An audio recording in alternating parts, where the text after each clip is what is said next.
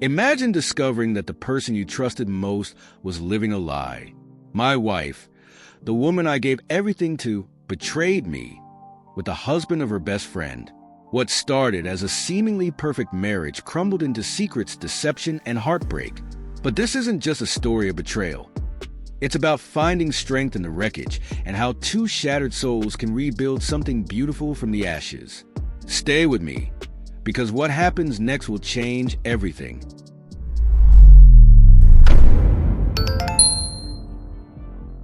I was 39 when I married Lily, a stunning woman of 27 whose smile could light up any room. Our life together felt secure, at least at the beginning. We met during a career training program while I was finishing college, and although I had been cautious after a toxic past relationship, Lily's charm drew me in. She had a way of making me forget my doubts, slowly pulling me into her world, one lingering gaze at a time. Life with her was exciting. Everything about Lily made me feel alive again. Moving into a bigger apartment, our home became a sanctuary where we laughed, cooked, and shared intimate moments in the soft glow of late-night conversations. We chose to delay having children, wanting to savor the early days of our marriage with no distractions. I could still remember the way her skin felt against mine during those quiet moments in bed, her breath steady and calm as she lay beside me. There was a comfort in her presence, a sense of belonging that I hadn't realized I craved. Lily was the social butterfly between us. Working as a secretary in a big tech company, she effortlessly charmed everyone she met, making connections with ease, while I stayed more reserved, limiting my circle to my older brother. Then there was Hannah, Lily's best friend since childhood. Their bond was something to behold. Like sisters, they shared everything, and Hannah became a fixture in our life. It wasn't just her friendship with Lily. Hannah's presence in our home was constant, her laughter filling the rooms as she and Lily exchanged stories and memories that I wasn't a part of. It was hard to miss how close they were, how similar they looked with their blonde hair and shared mannerisms. Hannah and her husband, whose landscaping business had made them quite comfortable, often joined us for dinners. At first, I tried to build a connection with him, but something about our dynamic always felt forced, like we were trying to mold a friendship out of something that simply wouldn't fit. Still, I never complained when Lily planned family outings with them. I trusted her, and our life seemed steady, until that trust began to unravel in ways I hadn't expected. It was a rainy afternoon when Hannah called me, asking if we could meet for coffee. I wasn't sure why she reached out to me directly instead of Lily, but I agreed, assuming it was something trivial. When we sat down at the cafe, though, the expression on her face told me this wasn't a casual conversation. There was an unease in her eyes, a nervous energy that made me shift uncomfortably in my seat. She hesitated before speaking, her fingers playing with the edge of her coffee cup. "I think my husband is cheating on me," she finally said, her voice barely above a whisper. The words hit me like a punch to the gut. I sat there, stunned, struggling to process what she was telling me. Her husband, the same man who seemed so devoted, always by her side, treating her like she was the center of his world? I didn't know how to respond.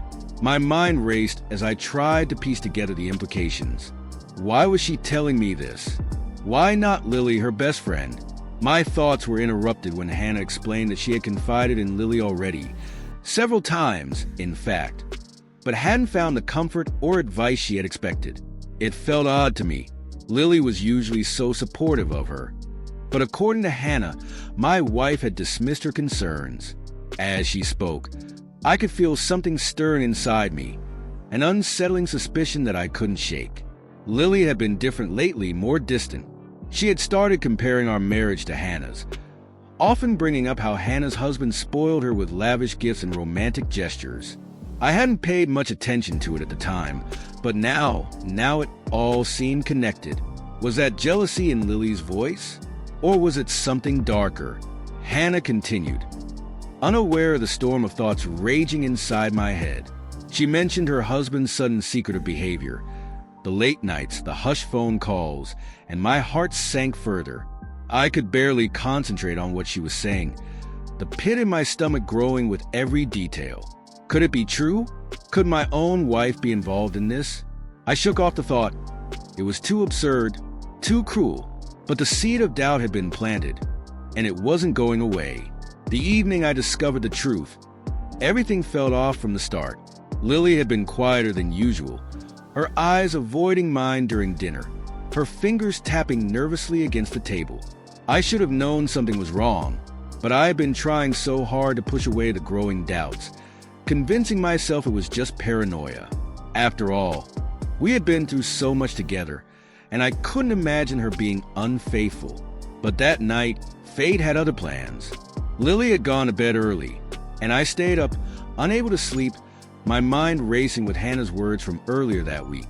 A gnawing feeling in my gut urged me to check her phone, something I had never done before. I hesitated, knowing this was a line I shouldn't cross. But the suspicion had grown too strong, and before I could stop myself, I unlocked her phone. What I found shattered me. There, in a string of messages hidden under a different contact name, were the words I never expected to see. Explicit exchanges, confessions of love, plans to meet. It was him, Hannah's husband.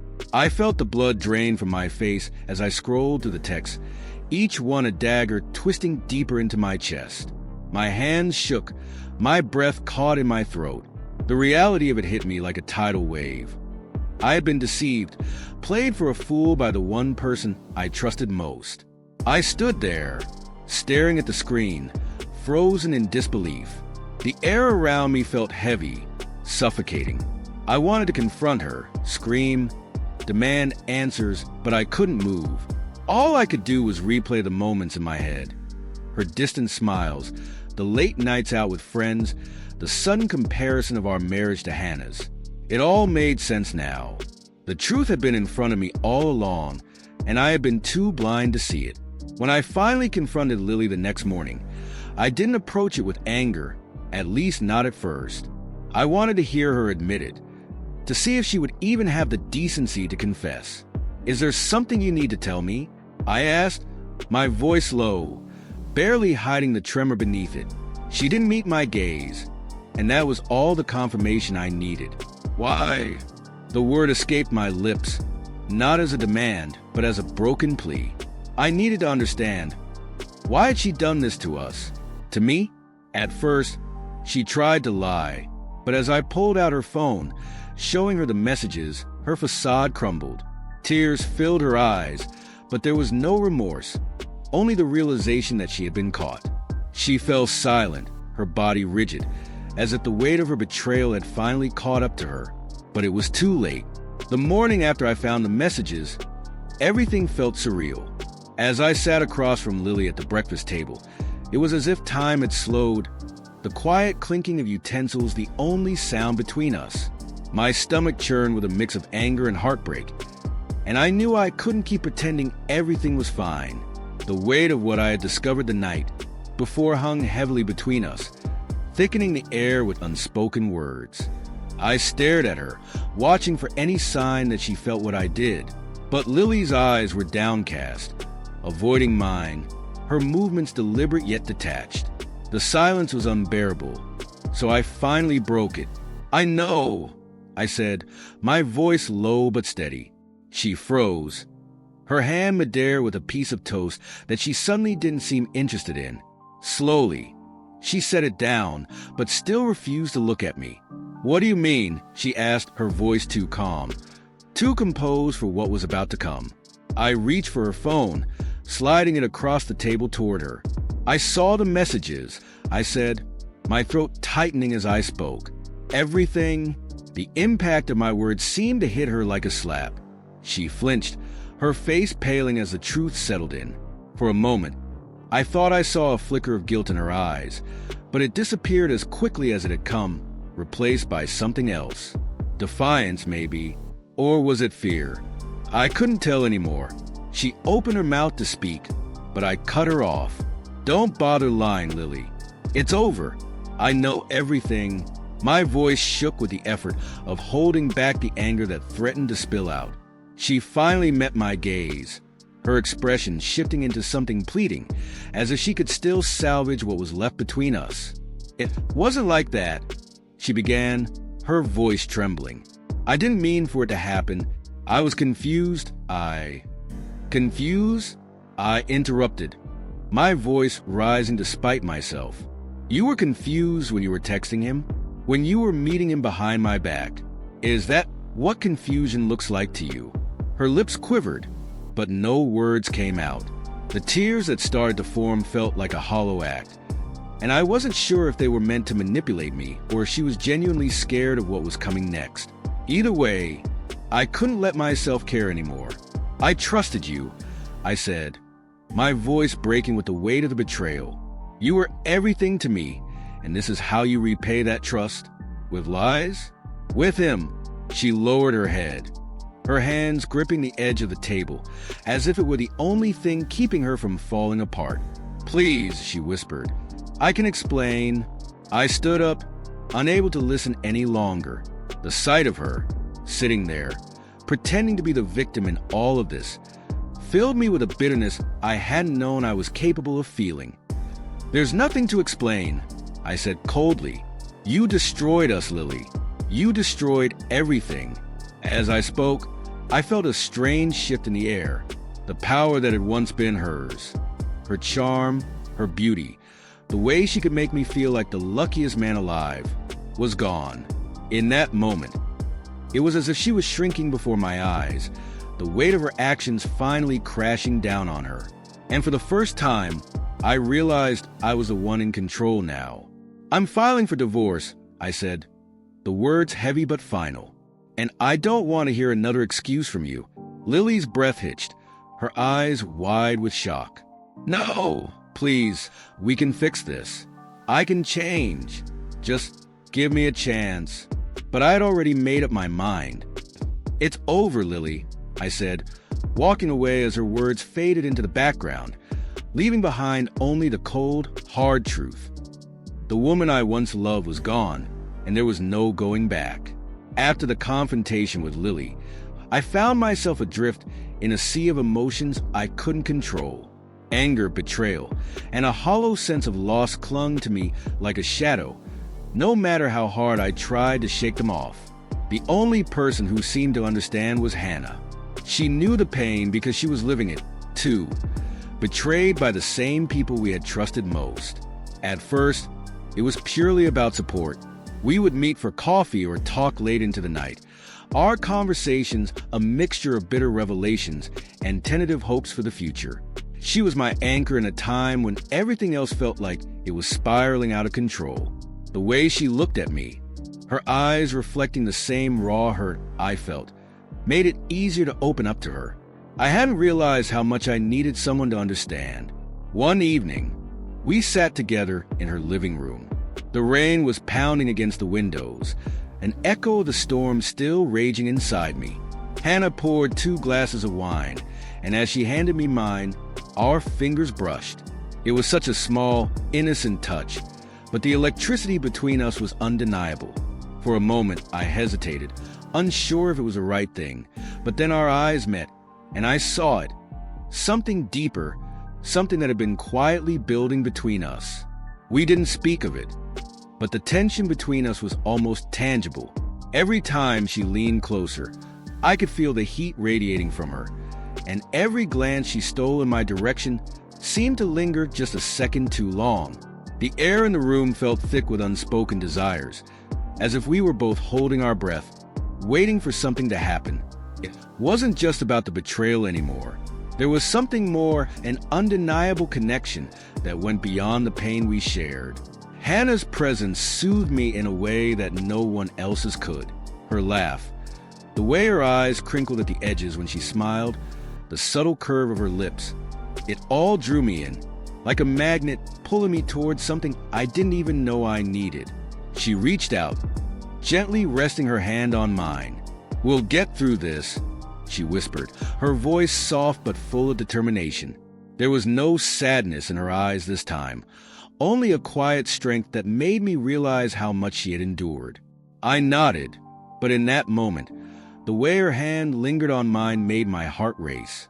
The warmth of her touch spread through me, a spark igniting something that had been dormant for too long. I couldn't deny it anymore. The line between friendship and something more had blurred, and it terrified me as much as it excited me. We both knew we were walking a dangerous line. The emotional fallout from our marriages was still fresh, and yet, in that moment, it was hard to remember anything beyond the way her skin felt against mine. The guilt flickered in the back of my mind, but it was quickly drowned out by the overwhelming need for connection, for something real, after everything had been shattered. As the evening wore on, the silence between us grew heavier. Neither of us moved, but the space between us felt smaller, as if the unspoken pull was drawing us closer together with each passing second. It would have been so easy to close the distance, to lean in and let the moment take over, but something held us back. Perhaps the remnants of loyalty to the people we once loved, or maybe it was fear of what might happen if we gave in to what we both felt. But even as we said our goodbyes that night, I knew things had changed. We were no longer just two people navigating the wreckage of broken marriages. There was something more between us now, something that neither of us could deny, no matter how much we tried. The decision to file for divorce didn't come easily, but in the end, it was the only choice that made sense. After everything Lily had done, there was no going back. The lies, the betrayal, the night spent in another man's arms. It had all hollowed out any love I once had for her. What remained was just a ghost of what we used to be, and I was done trying to hold on to that. I remember sitting in the lawyer's office, staring at the papers in front of me, feeling a strange mix of relief and sorrow.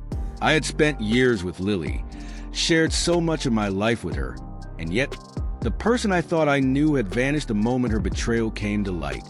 Still, as my pen hovered over the dotted line, I realized that this wasn't just the end of our marriage. It was the end of the version of myself that had stayed trapped in her lies for too long. Signing those papers felt like cutting the final thread that had been tying me to a past I no longer wanted. There was a sense of closure in it, a quiet finality that settled in my chest as I handed them back to the lawyer. I had been advised to remain calm, to keep things civil with Lily for the sake of the legal process. But every interaction with her felt like a painful reminder of what we had lost and what she had taken from me. When I told her about the divorce, she reacted just as I expected. Denial first, then anger, and finally desperation. She showed up at my apartment one night, her eyes red from crying, begging me to reconsider. "I made a mistake," she said, her voice cracking as she stood in the doorway. "Please, let's talk about this. We can fix it." But the damage had been done. "There's nothing left to fix, Lily," I replied, my voice steady, though my heart pounded in my chest. "You made your choice. This is the consequence." She tried to push past me, pleading, her hands grasping at my shirt like she was holding on to the last hope. "I'm sorry. I didn't mean for things to get this far. I can change, I swear." I stepped back, pulling her hands off me. "It's too late," I said, my words final. "I can't do this anymore." Seeing her crumble before me was harder than I expected. There was a time when I would have done anything to comfort her, to take away her pain. But now, all I felt was a hollow emptiness. I didn't hate her, not anymore. In fact, I barely felt anything for her at all. She had become a stranger, someone I no longer recognized or cared for. When she realized that I wasn't going to change my mind, her desperation turned to bitterness. "You'll regret this," she hissed, her eyes flashing with anger. "You'll see. I was the best thing that ever happened to you, and you're throwing it all away." I just shook my head, feeling oddly calm despite her outburst. "Maybe," I said quietly, "but I'm not the one who destroyed us, Lily. That was you." She left that night, and I haven't seen her since. The divorce was finalized not long after, with minimal resistance from her side. I suppose, in the end, even she couldn't deny the inevitable. She had betrayed everything we had built together, and no amount of begging or bitterness could change that. When the papers finally arrived, confirming the end of our marriage, I expected to feel something, sadness maybe, or regret. But all I felt was relief. The weight that had been pressing down on me for months had finally lifted, And for the first time in a long time, I felt free. It wasn't an easy road. The wounds she left behind were deep, and I knew it would take time to heal. But as I stood there, holding those divorce papers in my hands, I knew that I had made the right choice. Lily was no longer my burden to carry. Her betrayal, her lies, they were part of the past now, and I was ready to move forward. In the weeks that followed the finalization of the divorce, I found myself stepping into a new world. A world without Lily, without the weight of her betrayal. At first, the silence in my apartment felt strange, almost too loud, like the absence of her presence was something tangible. But with each passing day, that silence started to feel less like a void and more like peace. There were moments, of course, where the memories crept in. Times when I would remember her laugh, the way she used to touch my arm when she was feeling playful, or the warmth of her beside me in bed. But those memories no longer held power over me. They were just fragments of a life that had ended, a story that I had turned the last page on. It wasn't long before Hannah and I started spending more time together.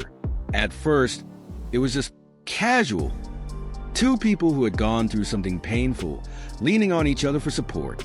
But as the days passed, something shifted between us. The conversations that once centered around our shared heartbreak began to take on a different tone. We laughed more, talked about the future instead of the past, and I started to feel something I hadn't in a long time. Hope. One evening, after a long day of work, I found myself at Hannah's house again. She greeted me with a smile that felt different, softer, more genuine than I had ever seen before. We sat on her porch as the sun dipped below the horizon, casting a golden light over everything. There was a quiet understanding between us, a sense that we were both ready to leave the past behind. As we talked, I realized how much I had changed since the day I found those messages on Lily's phone. I wasn't the same man anymore. The bitterness that once filled me had faded, replaced by a quiet resilience. I had learned to let go, not just of Lily, but of the anger, the pain, and the need for revenge. It hadn't been easy, but I had come out the other side stronger, more sure of who I was and what I deserved. And then there was Hannah. She had been there for me in a way no one else had, and somewhere along the way, our bond had deepened into something more than friendship. There was still a part of me that hesitated, unsure if it was too soon to move on, but when I looked at her, sitting beside me in the fading light, I knew I didn't have to be afraid. This wasn't about replacing what I had lost. It was about building something new, something real. She turned to me, her eyes searching mine as if looking for the same answers I was. "Do you think we're ready?" she asked softly, her voice filled with uncertainty, but also with hope. I smiled, reaching out to take her hand. "I think we're more than ready," I said, squeezing her hand gently. "We've both been through hell, but we made it. And now it's time to start something new." There was no rush, no urgency in the way we held each other's gaze. It was as if the world had slowed down for us, giving us space to breathe, to just be. In that moment, everything felt right, not perfect, not without its scars, but right. We had both been broken, but together, we were starting to rebuild. As the night settled in around us, I knew that whatever the future held, I was ready to face it. With Hannah by my side, I felt a sense of peace I hadn't known in years. The pain of the past would always be a part of me, but it no longer defined me. I had survived the worst, and now I was ready to embrace whatever came next. Looking back, the journey had been brutal, but it had also been necessary. I had learned the value of loyalty, of self-respect, and of letting go. Most of all, I had learned that even after the darkest nights, there's always the possibility of dawn. And as I stood there, with the warmth of Hannah's hand in mine and the stars beginning to appear in the sky, I felt like I was finally stepping into that new light. Keep watching our stories by clicking on one of the videos that appear on the screen, and don't forget to subscribe to the channel and turn on notifications to be alerted about new videos. See you next time.